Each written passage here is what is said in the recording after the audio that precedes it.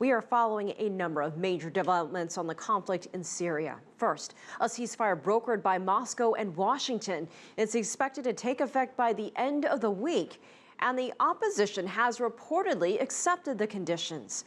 Also, President Bashar al-Assad has announced a date for the country's parliamentary elections. CCTV's Sean Calebs has been following the latest developments. He joins us now in our Washington newsroom. Sean. Elaine, thanks very much. A lot is being made about what this ceasefire deal is and what it is not.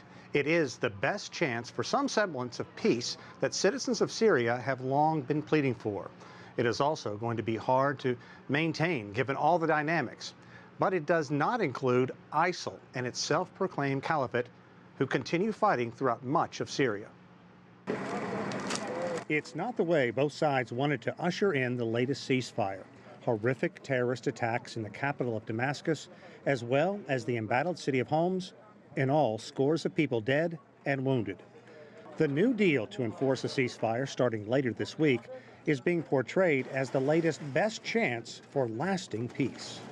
Above all, it is a long-awaited signal of hope to the Syrian people that after 5 years of conflict, there may be an end to their suffering in sight.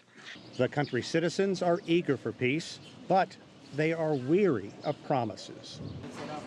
It's good for Syrians to stop fighting, but it will not happen because it is difficult for the two parties to stop fighting.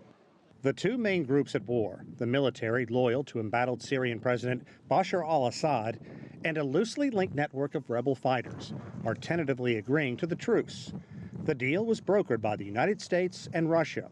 Russian leader Vladimir Putin says this is a real chance to stop the bloodshed and a chance to get aid. Hundreds of thousands of civilians are trapped inside areas without sufficient food, water, medicine, and electricity.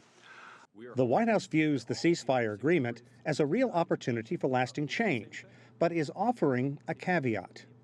We recognize, I'm sure all of you do as well, that this is going to be difficult to implement. We know that there are a lot of obstacles and there are sure to be some setbacks. After all, for years, we have been trying to reach a diplomatic resolution to the many problems that plague that nation that has broken apart. And as you heard at the top of the show, perhaps overshadowing the ceasefire deal, just hours later, President Assad announcing parliamentary elections in Syria in mid-April.